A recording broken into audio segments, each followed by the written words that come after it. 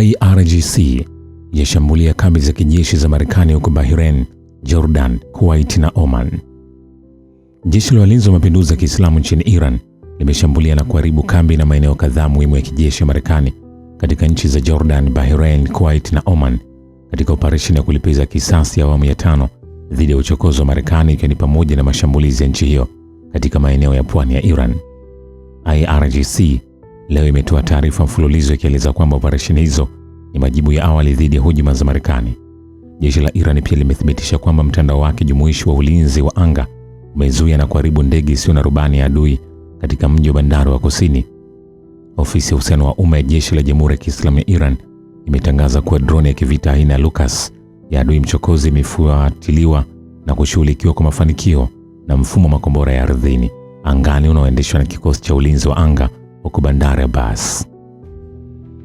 Taarifa ya kwanza ya IRGC ilitolewa usiku wa kuamkia leo kufuatia tukio lililohusisha meli mbili zilizokiuka sheria ambazo zilikuwa zimehatarisha usafiri wa baharini katika lango bahari la Hormuz.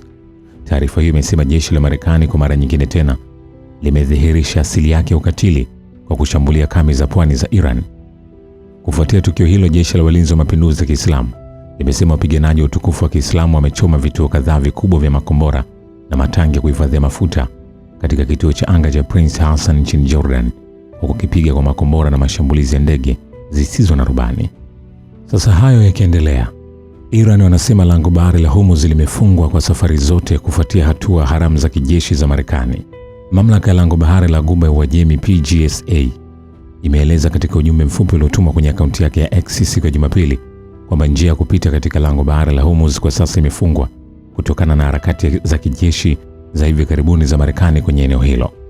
Kutokana na harakati zisizo halali za hivi karibuni za askari jeshi wa Marekani kwenye eneo hilo, ni jambo lisilowezekana kwa sasa kupita katika lango bahari la Hormuz, imesema taarifa mamlaka ya lango bahari la Ghuba ya Uajemi. Mamlaka hiyo imefafanua kuwa safari za meli zitaendelea kusimamishwa hadi utulivu na hali ya kawaida itakaporejea katika eneo hilo. Mamlaka ya lango bahari la Ghuba ya Uajemi imesema mara tu utulivu wa hali ya kawaida vitakaporejea, maombi yote yatafanywa tathmini kulingana na ratiba na vibali vinavyohitajika vitatolewa. PGSA imesisitiza kuwa njia pekee halali ya kupata vibali vya usafiri wa meli ni katika tovuti rasmi ya PGSA, na kwamba ili kupata taarifa ya papo kwa hapo, meli zote zinapaswa zifuatilia akaunti yake kwenye mtandao wa kijamii wa X. Vilevile, jeshi la Jamhuri ya Kiislamu ya Iran limesema kuwa vikosi vyote vya ulinzi viko tayari kulinda haki za taifa na kuweka mfumo unaokusudiwa na Iran katika lango bahari la Hormuz. Msemaji wa jeshi la Iran, Brigedia Jenerali Mohammad Akraminia, ameeleza haya kupitia televisheni ya taifa, huku kukiwa na mvutano mpya katika lango bahari la Hormuz uliosababishwa na mashambulizi ya kichokozi ya anga ya Marekani dhidi ya Iran, jambo ambalo ni ukiukwaji mkubwa wa makubaliano ya mwezi uliopita ya kusitisha vita kati ya pande mbili. Brigedia Jenerali Akraminia amesema Marekani inajaribu kuhalalisha njia isiyofaa ya usafirishaji wa meli ya kusini mwa lango bahari hilo ambayo haiendani na masharti ya hati ya maelewano kati ya Tehran na Washington. Kwa mujibu wa masharti ya hati hiyo, Iran ndio inayopaswa kusimamia mipango yote ya usafirishaji katika lango bahari la Hormuz. Jamhuri ya Kiislamu inafanya kazi kwa ushirikiano na Oman ili kuanzisha mipango ya pamoja katika njia hiyo ya baharini katika fremu ya kidemokrasia na ya amani, ameongeza kusema msemaji wa jeshi la Jamhuri ya Kiislamu ya Iran. Tuna jukumu la kulinda usalama wa lango bahari la Hormuz na usafirishaji wa meli za mafuta kupitia eneo hilo. Kama jeshi la Jamhuri ya Kiislamu ya Iran, tumesimama imara kuhakikisha utekelezaji wa makubaliano yanayoendana na hati ya maelewano na sambamba na msimamo wa Iran, ameeleza Brigedia Jenerali Mohammad Akraminia.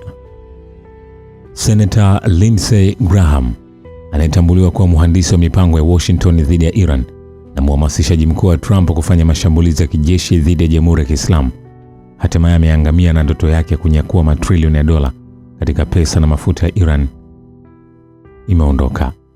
Seneta huyo mzayuni ambaye mnamo Machi mwaka jana alitaja waziwazi lengo la vita vya Marekani dhidi ya Iran kuwa ni kuiba akiba nishati ya Iran, sasa amekwenda na ndoto yake. Graham alikuwa muungaji mkono mkubwa wa uvamizi wa Marekani dhidi nchini Iraq mwaka 2003. Kwa muda mrefu alikuwa akishinikiza vita dhidi ya Iran.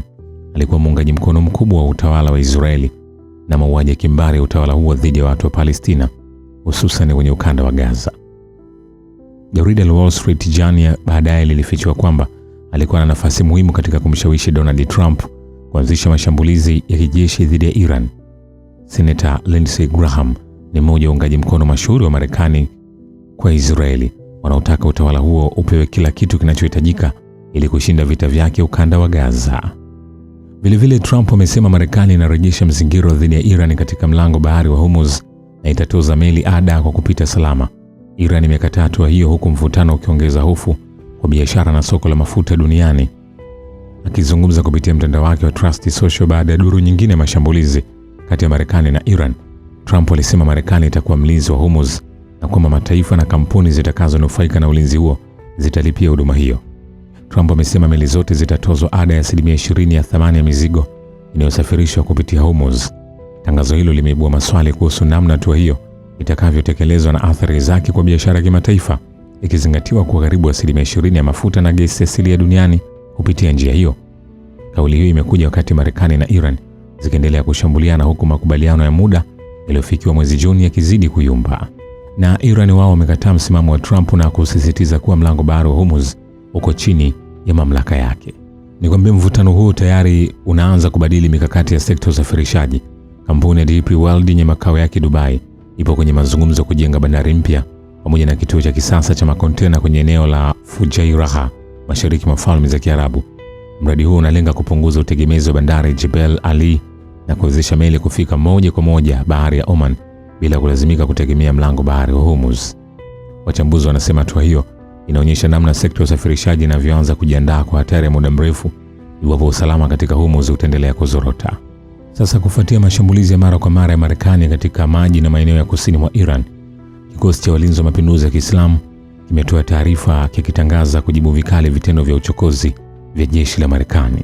Kulingana na taarifa ya IRGC, wakati wa awamu ya pili ya operesheni za kulipiza kisasi, kambi ya kimkakati ya anga ya Marekani huko Al Udeid nchini Qatar, ambayo ni kitovu cha matengenezo ya ndege za kivita na kamandi ya operesheni za kikanda, ilipigwa na makombora kadhaa ballistic.